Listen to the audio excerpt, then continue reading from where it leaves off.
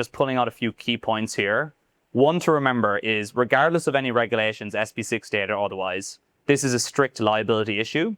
If you are, or someone in the restaurant is notified of a food allergen and any mistake happens thereafter, strict liability applies. So just we're always remembering that.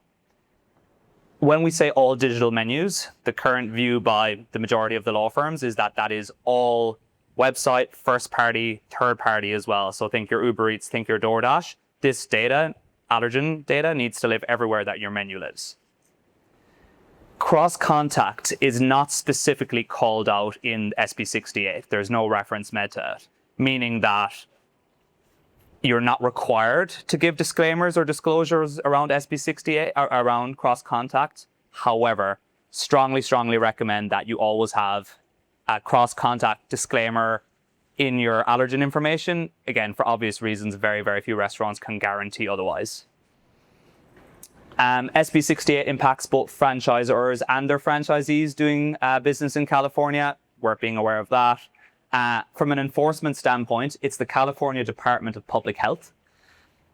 However, my view is that what I would be more worried about as a restaurateur is the guests, right? This information is going to be much more front and center. I think everyone has probably experience of lawsuits, some in good faith, some more malicious. This issue is going to be much more front and center now.